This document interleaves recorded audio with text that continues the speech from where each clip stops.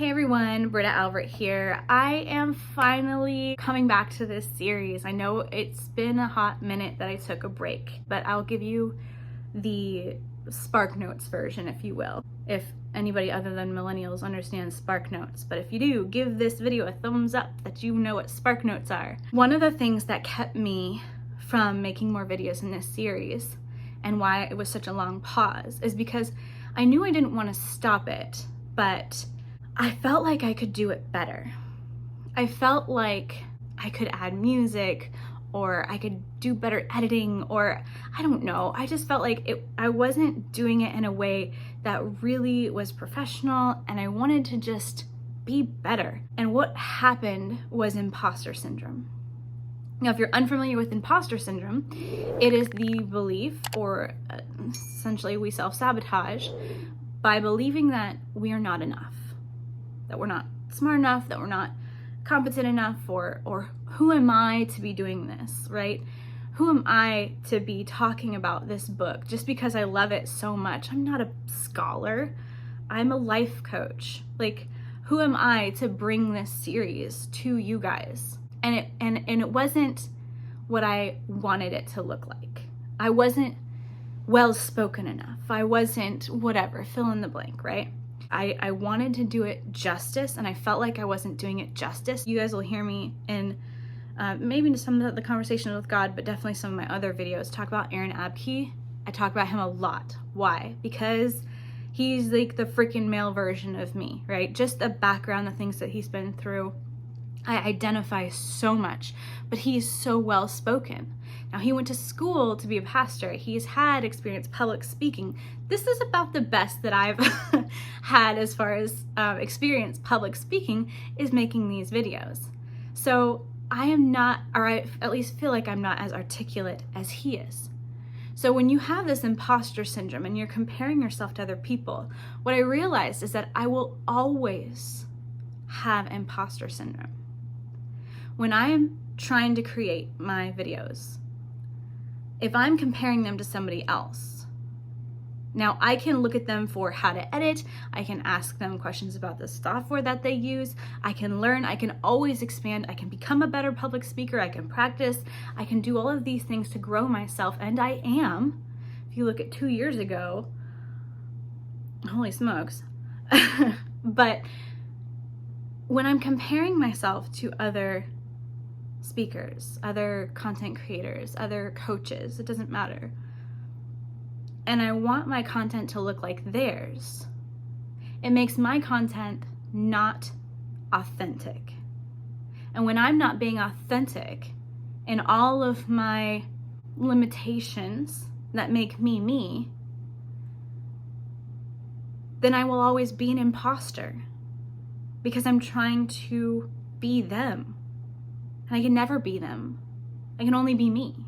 That's, long story short, why it's taken me so long to get back to these videos. What am I doing here? If this is your first Conversations with God video, hi, I'm Britta, welcome. So glad to have you. How does this work? The first part of this video, I'm gonna play actual audiobook clips for you so that you can hear these messages for yourself and you can decide, does this resonate with you? Does it not? And then at the end, the second half, you'll hear my opinion, my take on it, what my intuition told me about it. And the reason that I separate the two instead of just telling you what I think this passage is about is because it's coming out of the filter of me. It's based upon my experiences, who I am, my perspective, and things that I've learned.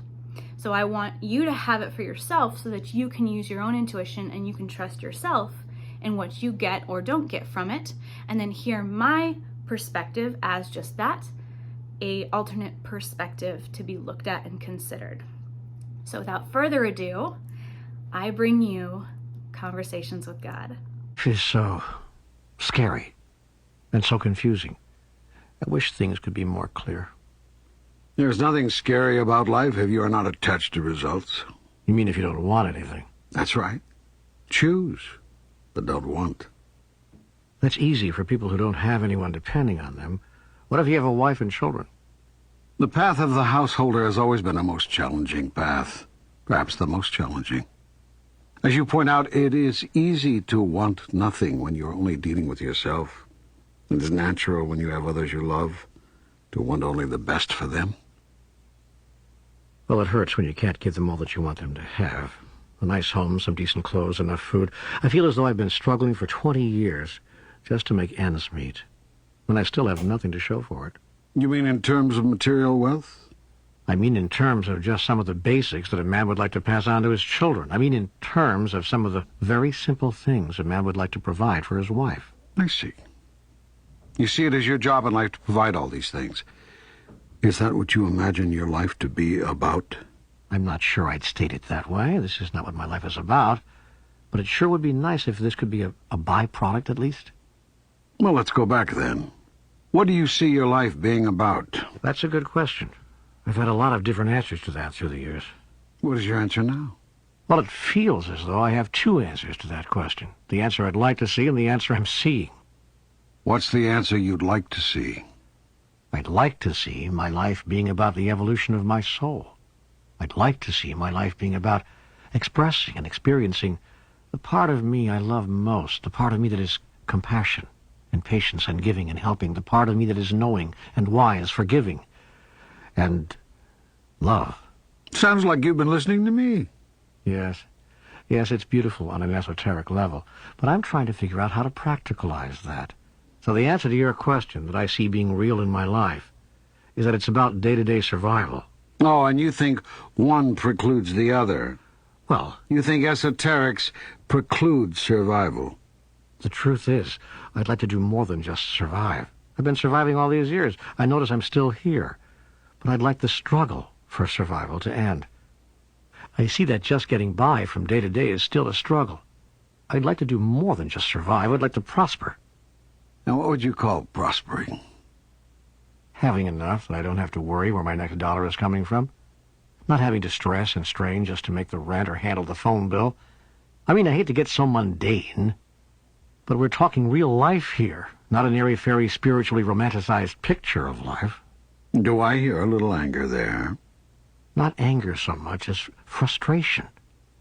I've been at the spiritual game for over 20 years now, and look where it's gotten me. One paycheck away from the poorhouse. And now I've just lost my job, and it looks like the cash flow has stopped again.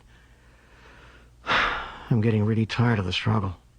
I'm 49 years old, and I'd like to have some security in life, so I could devote more time to God stuff, to soul evoluting. That is where my heart is, but it's not where my life allows me to go. Well, you've said a mouthful there, and I suspect you're speaking for a whole lot of people when you share that experience. I'm going to respond to your truth one sentence at a time so that we can easily track and dissect the answer. You've not been at this spiritual game for 20 years. You've been barely skirting the edges of it. This is not a spanking, by the way. This is just a statement of the truth. I'll concede that for 2 decades you've been looking at it, flirting with it, experimenting now and then, but I haven't felt your truest commitment to the game until just recently. Let's be clear that being at the spiritual game means dedicating your whole mind, your whole body, your whole soul to the process of creating self in the image and likeness of God. This is the process of self-realization about which Eastern mystics have written. This is the process of salvation to which much Western theology has devoted itself. This is a day-to-day, hour-to-hour, moment-to-moment act of supreme consciousness. It is a choosing and a re-choosing every instant. It is ongoing creation, conscious creation, creation with a purpose.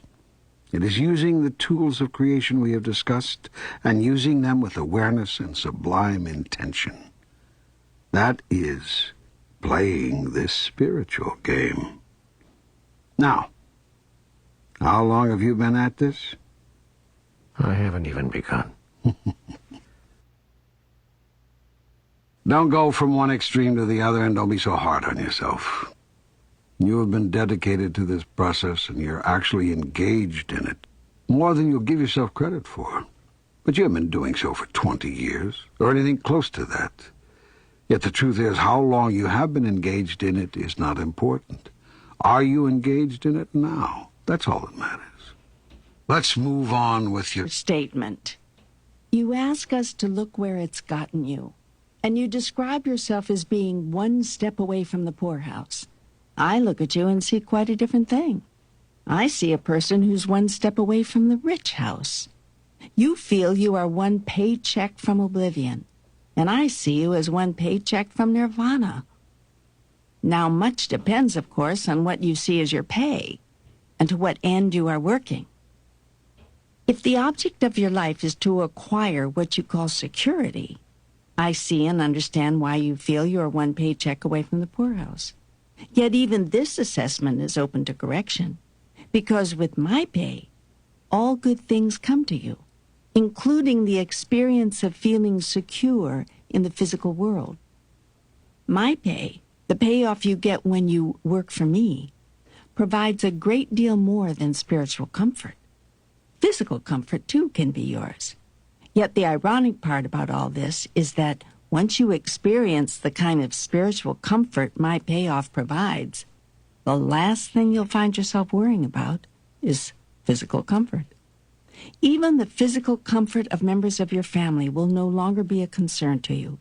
For once you rise to a level of God consciousness, you will understand that you are not responsible for any other human soul, and that while it is commendable to wish every soul to live in comfort, each soul is choosing its own destiny this instant. Clearly, it is not the highest action to deliberately abuse or destroy another. Clearly, it is equally inappropriate to neglect the needs of those you have caused to be dependent on you.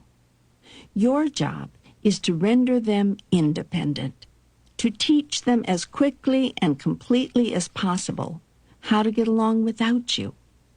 For you are no blessing to them as long as they need you to survive, but bless them truly only in the moment they realize you are unnecessary.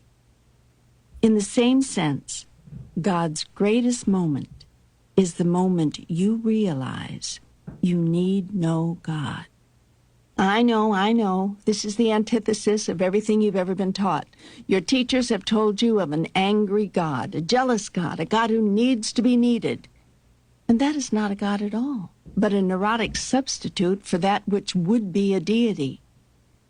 A true master is not the one with the most students, but one who creates the most masters.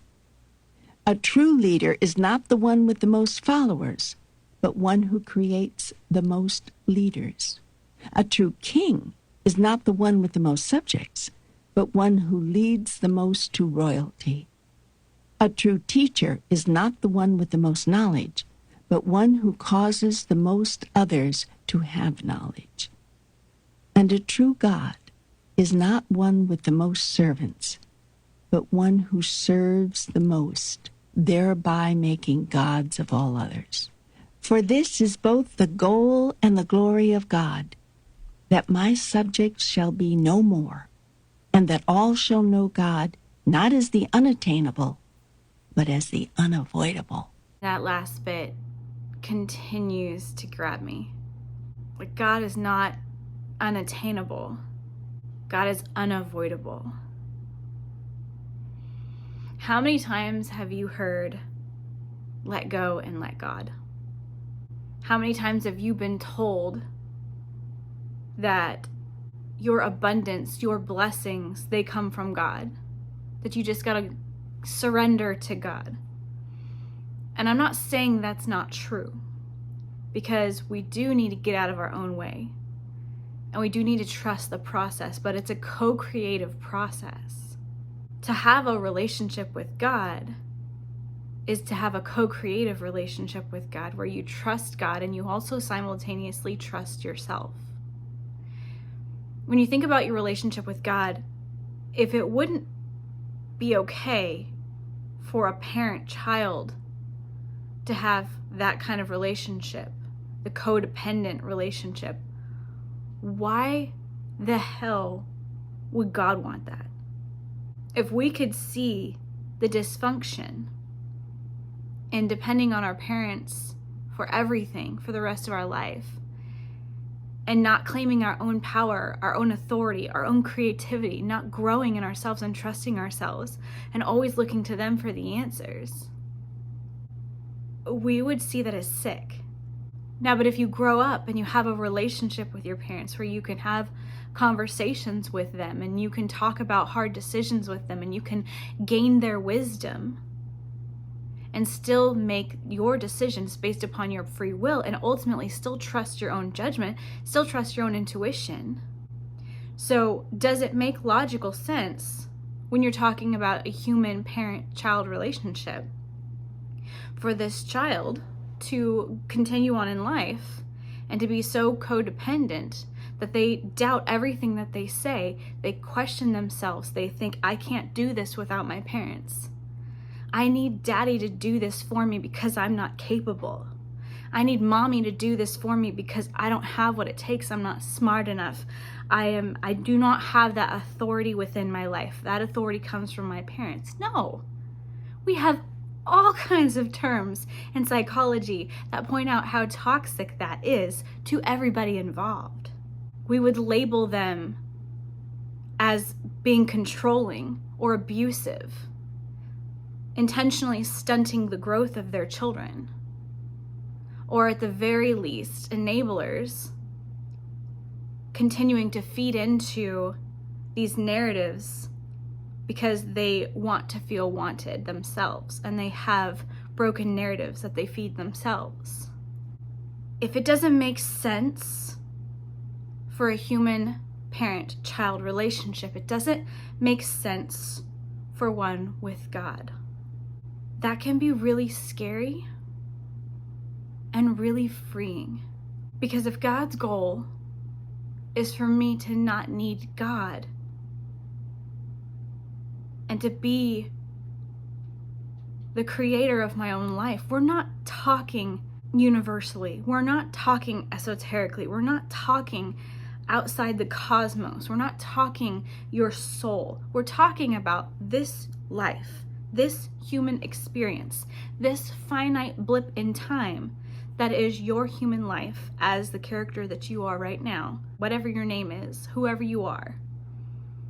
I'm not talking about forever, I'm talking about right now in this game that we're playing in this human experience. You are the creator of your life. It is very difficult if you are a parent.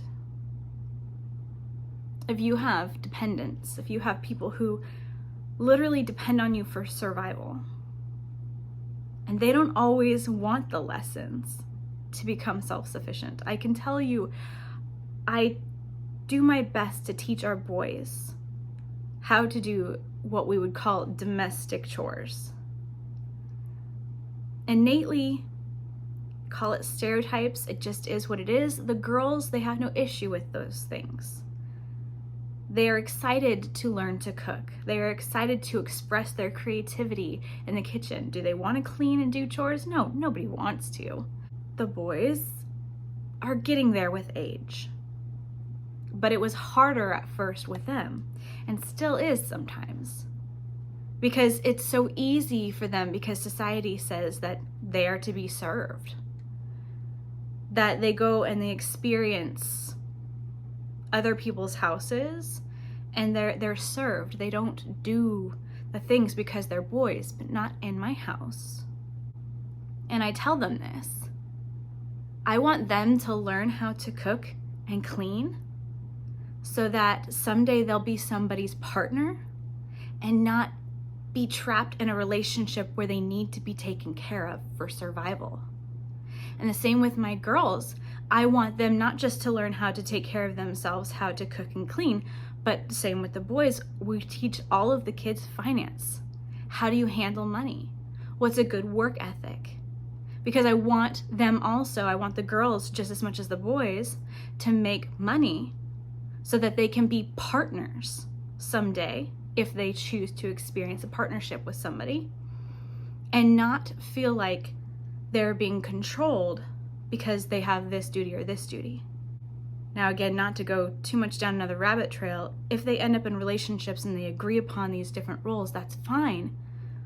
But that's an agreed upon experience that's mutual to both parties and not something out of need and control and lack, where two people are coming together because they need each other for survival. We want our kids to be self-sufficient so that they can go out in the world and they can thrive without having to worry about these basic necessities, without having to worry about jumping into a relationship that they might not be ready for. Because if they're not ready for it for them, then chances are high they're going to get hurt emotionally, but they're also probably going to hurt somebody else. Because that's just how it goes. Now, that's one side of the coin. That's what Neale's side of the coin was. And what God was saying is that you have a duty as a parent. This is for non-special need children, because that's a whole other experience that's not applicable to this. To empower them, to educate them, to become self-sufficient. We want our kids to trust themselves, trust their intuition, to learn and get confident. We don't want our kids to suffer in self-doubt and shame and fear and rob them of their joy and see them in a lifeless job, barely surviving for the rest of their life just to fit within society norms, just to wait until they die. That's not the experience we want for our kids. But what happens when you're a parent and you're doing those things and you have these desires for your kids and they don't share that desire and they're gonna do what they want, and that might cost them their lives? Too young. Many of you have already experienced this loss.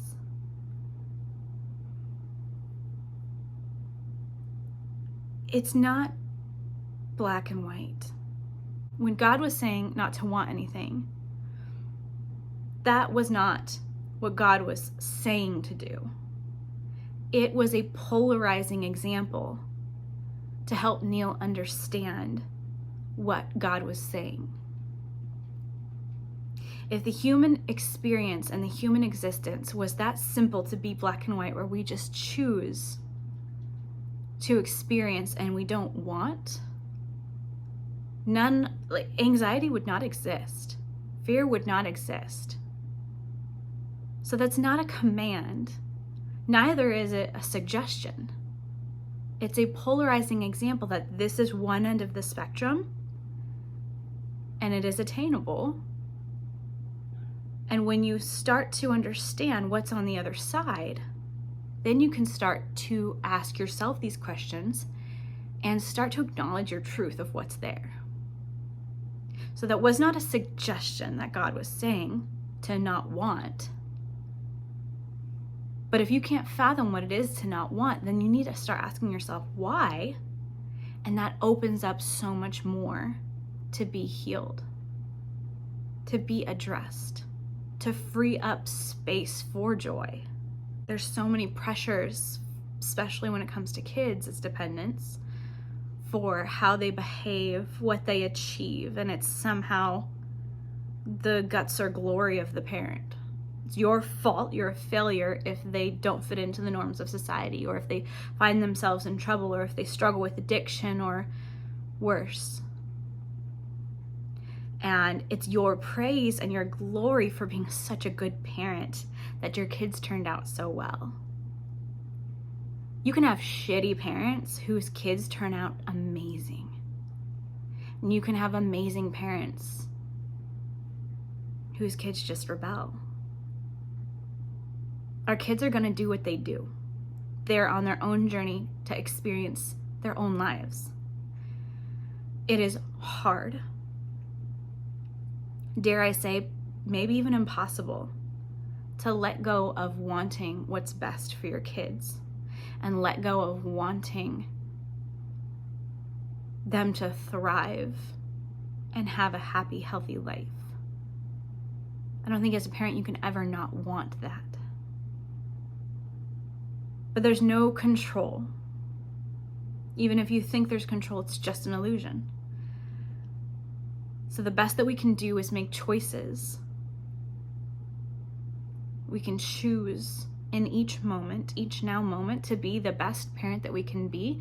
And we can choose to trust in our kids and trust that we've taught them what we know, and trust that they have that knowledge and they're going to do what they're going to do with it.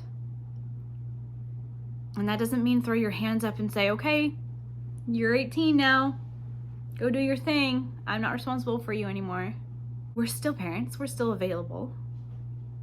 That's how the relationship with God works too. When we take the empowered path that God ultimately wants for us to create our own lives, to choose in the experiences that we want to participate in, we choose to end toxic cycles. We choose to end the way that we speak to ourselves, the way we think about ourselves, and the way that we let other people interact with us. And we start to choose boundaries that are healthy for us and our mental health, our physical health, our family health. That's empowering. That is the relationship that God wants. And God doesn't say, okay, you're good. Now you get the handle of creating your life. Bye. No. It's that healthy relationship. It's the co-creation, working together with God. Ultimately, that's the message that Jesus was trying to convey. Hearing that Jesus called himself the Son of God can become so numbing that we take it for granted for the taboo that it was. That was a big part of the ruckus that was stirred up and why Jesus was even crucified to begin with. Whether you believe that Jesus is the Son of God or Jesus was a man who came to help us and Jesus was an enlightened being, or it doesn't matter, because the message was the same. And when Jesus referred to God as Father, he put himself up there with God in co-creation, saying things like, I and the Father are one. That was blasphemous. We can't even fathom the shock factor and the disgust, the fear that hearing something like that would cause. But this is the message. The relationship that God is after with you is not one of master and servant. If you feel led to ask yourself, what was actually being said? Do I have ears to hear, or am I reading this with the narrative that was taught to me? Can I read this if I feel so led? Asking God to work in tandem with me and help me to understand on an energetic level the stories that we've been taught that have brainwashed us and held us hostage and ultimately sabotaged a relationship with God. Can you see it from a different perspective? Can you start to question the things that just don't make sense? They don't sit well. There's a lot of people who watch these videos, and there's a lot of new people who are coming to this channel, and I want to say welcome. I'm so glad that you guys are here. I'm so glad you are finding these videos. The point of this series is because I hadn't seen anyone bring the full live audiobooks onto YouTube. They may exist, but I hadn't seen it done in this way. And that's why the beginning part, like I say, is the actual audiobook, so that you can hear it for yourself and you can decide what resonates with you and what doesn't, and how it speaks to you. And then the end is where you get my perspective. This is my perspective. It doesn't have to be your perspective. It doesn't hurt my feelings if it's not. With all of the people who are watching these videos, who are finding these videos now or down the road in the future, I would say maybe 2% at this moment are the ones commenting things like, this book is going to lead people astray. This is like Satan's work. Some of it just makes you laugh, and it makes you sad at the same time. If what you take from this, if your takeaway is me telling you to go question everything, about the Bible and Christianity, then this is not the series for you, and this is not the channel for you. And I bless you to go on your way, and we'll part paths because this is not for you. But if you understand it as, if God is your father or mother, and there was somebody who only told you about your parent, but you never actually spoke to that parent, you never actually had a relationship with that parent to get to know them yourself, could you even say that you know your parent? No, that parent might as well be dead. You might as well be adopted, because you don't have any relationship with that parent. That's what I'm saying. Question what others have told you about who God is, about what any religion, doesn't matter if it's Christianity or anything. Christianity is the one that I go to mainly because this is the Conversations with God book. Neale Donald Walsch comes from a background of Christianity, and I come from a background of Christianity. So a lot of what I say is going to be that kind of vocabulary because that's where I come from. So ultimately what I'm saying is use your discernment. Trust your intuition. If you don't know, ask for assistance. Ask your guides, ask your angels, ask your ancestors, ask your higher self, ask Jesus, ask God. It doesn't matter, because it doesn't matter what you call the intention. If your intention and your heart is pure and you want to understand and you need help, you ask, and it will be given to you. So I'm encouraging you to ask. I hope you are enjoying this series. It's good to be able to pick it back up again. Let me know below what your thoughts are. What resonated most with you on this video? If you feel led, share this video to somebody who you think needs to hear this message. And if this is not your first video that you're watching and you have not subscribed yet, I welcome you to go ahead and subscribe. I love you guys. Thank you for being here. Have an amazing day, night, whenever you're watching this, and I will see you next time.